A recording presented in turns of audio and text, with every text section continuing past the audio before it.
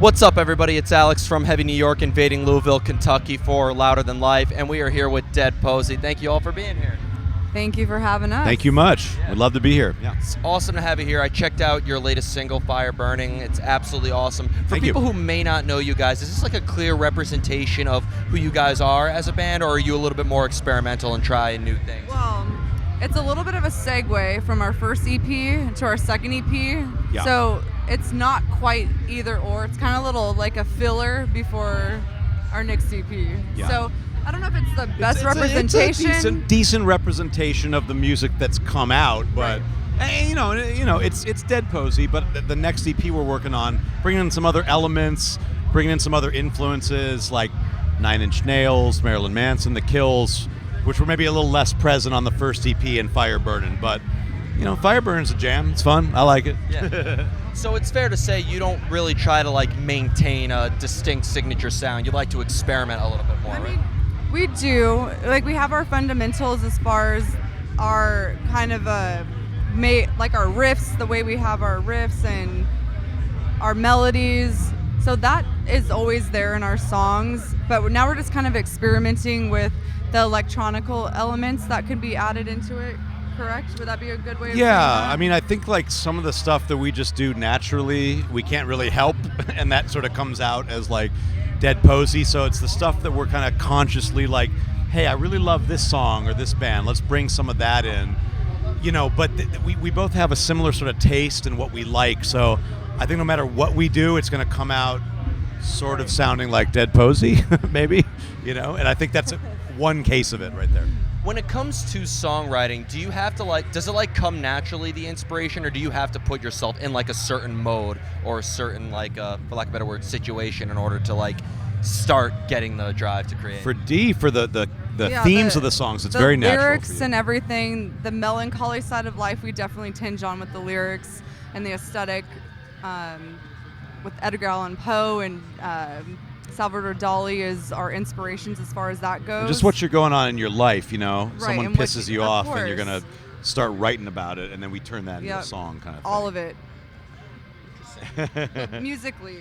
Well, but yeah, we have to kind of being in a band these days is a lot to do. There's a lot of, even just playing live, you have to really get together. So, we're always thinking about stuff for, new songs and ideas and, maybe some riffs or chord changes or melodies or lyrics or themes, but it's we have to okay, we are writing, no more distractions. There's a lot of distractions in the world now, so we have to kind of shut all that out to really focus. We also tend to, with our music, every last thing, we want to make it sound not like a drum all the way, not like a normal guitar. We like to dust it up a little bit, and I feel like we definitely experiment with that kind of.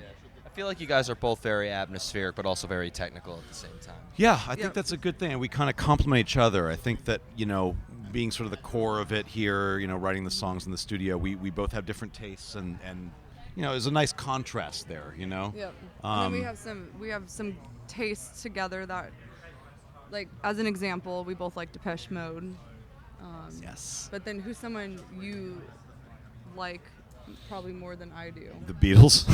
I mean, I like the You Beatles, like the but I Beatles, like too. the I love Rolling them. Stones and the Doors probably more. Yeah, I think Jim Morrison just blows. Yeah. He's, I think, one of the best, if not the best frontman. Okay. He is, for He's sure. And honestly she's a huge Jim Morrison fan. One of the main reasons why I was like, oh, being a front person, that's how you can be? All right, Right. got it. Duly noted. He laid down Schooled us all. the idea of how you are supposed to portray yourself on stage, not standing behind a mic like a Exactly. British Right. soldier. Exactly. That's a big influence on you, too, and how you perform. He definitely is one of the first people to really captivate that audience and hey, we're exchanging that energy, and I definitely do that when we're on stage. Right, because right. of Jim Morrison. He's one of the great influences. There you go. Wish he was still here. I know. Now, one question I have for you is, because you clearly have your concepts behind it, do you need to hear the music in order before you come up with lyrics or a subject matter, or do you lay that down first and maybe you would write according to that? It's Take kind it of away. gone both ways. In fact, on some of the new songs, she'd come in with a great 8 or 12 lines. They're dude, that's really good. Let's write to that, and I'll start kind of thinking of And melody and even for the chord. with the that. new EP, he had some Some beats and 808 some kind of vibes going, and then we put that over some of the lyrics and that's kind of how we started one of the songs. We're kind of just now. looking for seeds. It could be a lyrical seed. It could be a word. It could be a full chord progression or melody that one of us might have, and it's like Anything goes. that seed is captivating. Let's flesh that out a bit. So it really starts either way. And we always start. I should say, our first EP we started always on the acoustic, but then the second EP we definitely did a mixture, right, with more electronics and then some on the acoustic. So it's kind of a blend. We're of the belief that like if you can play a song on acoustic with a vocal, it's probably a good song. So we always keep a sense of that, but sometimes you write a little differently if you're starting to a beat and a groove, and we really wanted to experiment with that, kind of listening to things like Manson and the Kills.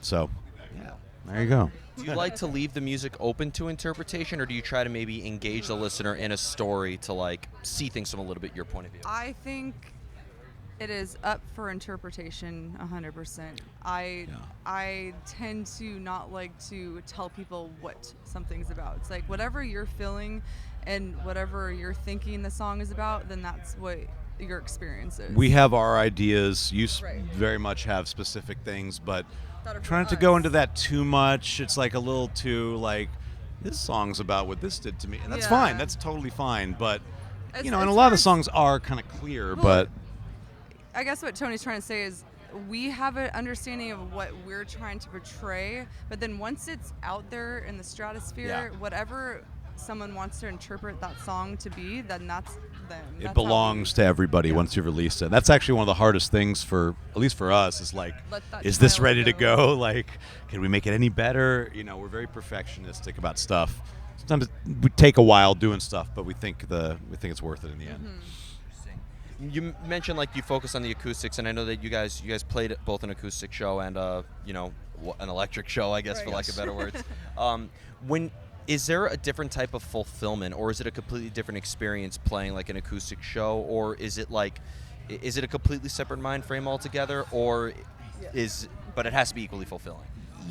It is pretty different. It's so And the one we did different. today, it's very different. So different, and it's like when you're on the stage, full band, right, with our guys backing us up. It's so different. It's just the vibe, the energy with the fans. When you're doing acoustic, it's just more intimate, one-on-one almost feeling, even though there's still people watching you, but it's just a different experience. Whereas like on stage earlier, I cut open my hand and I had blood all over and I'm licking it. I wouldn't do that. That at an probably wouldn't acoustic happen show. in an acoustic set. That would be pretty amazing if it Right. did, yeah. If it got that intense at an acoustic show, I might do that. Well, like we were saying about Amigo the Devil made a We love. circle pit happen to it. There you go. Well, there you go. There you go. He's pretty fucking badass. Yeah, like we were I like saying that though, I guy. mean, what's cool about doing an acoustic thing is that you just strip the song down. It's about the lyric, the melody, the chords.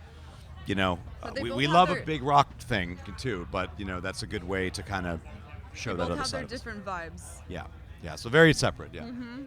And the final question I want to ask you is, because it's my favorite question to ask every artist, because it's always the hardest. Oh God. How do you know when a song is done? You never know. We alluded to that. We don't. Never. If you had 10 years to keep on toiling away at it, that is what would happen. Because of deadlines and we need to get shit out, other people's are going to lose interest. That is why we put it out. But we probably would never be done with this song, I feel like. It's like because we kind Side of of it. produce everything, we mix everything. It's very one-stop shop with us right now. That's the stuff that you can keep really tweaking. Like, well, what if we put this guitar like this, and what if we make it sound more like this, and what if? So the Never song, ending. although with the songwriting, part. sometimes it's really you find that right seed, and you're in the right frame of mind, and you can have the core of the song done in an hour or less. Exactly. So, like, for You know. instance, all of our songs for the next EP are done, but the production side Yeah. of it will be toiling away. That's Right. why we have to make a deadline. Right. Cut that Yeah, off. because you want to really come through on people's AirPods or whatever, And we earbuds played and stuff. them live today, so it helps too when you play them live. Sometimes before finishing them, because then you kind of get ideas. So Yeah, that's huge. Yeah, it was great to be able to play them in front of some people tonight. We're also doing this show Sunday night, 4th Street Live. It's the after party for Louder Than Life. Free show, 10 p.m., 4th Street Live. Awesome. I actually don't have an early flight, so I might be able to Come check it out. Come. Yeah. Please come and hang out. So before we go, you just let me into the. Actually, is there just anything else you would like to promote? You said you're going to have a new EP out soon. Is there just anything else you'd like to promote? New EP coming, Actually, couple months. I mean, we're going to be, I know we're at Louder Than Life. It's still Danny Wimmer Presents. We're playing at Aftershock as well. Aftershock in Sacramento So in we'll 2 be weeks. there. Yep. We're doing England, like I said, Theory of a Yeah. Dead Man. We're opening for them for about they're called Theory now. Theory of a Dead Man opening for them for about a week over like around Thanksgiving We got in England. Shiprocked 2020 in Shiprocked. February. We're looking at some cool other Europe stuff. Was we're all we're that looking for announced tours. Yes. It's all announced. Yes. Yeah, there's one that's not announced and not officially confirmed, but it looks like it's going to happen. That'll be really cool. It'll be in England But next we're year. Really looking forward to the second EP to come out because And then get on some tours. get We some want more to, babies out there. yeah, and we want a tour. We want to like Yes. open for some other bands and really get out there in 2020. Well, thank you guys so much. Thank you. Everybody, we are here with Dead Posey. New music coming very soon. This is Alex from Heavy New York, invading Louisville, Kentucky for Louder Than Life. We'll see you next time.